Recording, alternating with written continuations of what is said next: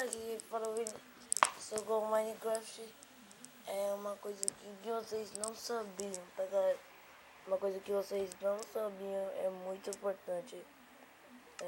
Vocês vêm aqui a jogar novo, o nome do mundo vocês botam tipo qualquer um, é Minecraft P, tá galera? Não pode ser, pode ser em qualquer versão. Pode ser em qualquer versão, tô inventando o nome aqui. Tô inventando o nome aqui pro meu mundo. Pronto, galera, o nome desse nome do meu mundo já vai ser assim.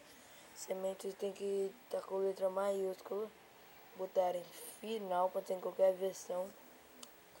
Letra maiúscula, bota em infinito e modo criativo, tá galera? E criar novo mundo. Se quiser pode botar no modo sobrevivência. Vocês vão nascer aqui nessa vila, tá? Se você anda assim pra frente, vai ter essa coisa aqui, gente, vocês quebram.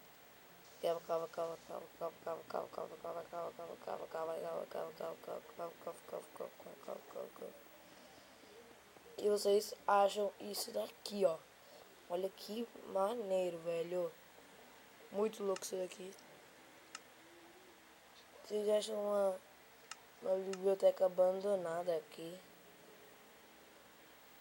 Um monte de coisa legal. Só não sei como, tipo, fazer meio direito as coisas aqui, porque eu nunca... Eu descobri isso hoje de manhã, que ainda é de manhã, né?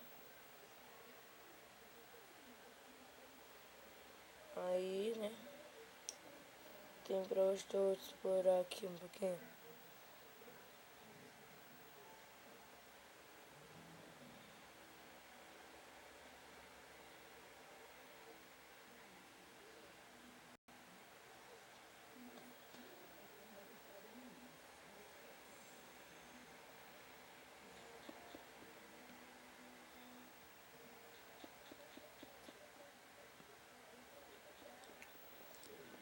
Que certo, que bom, galera.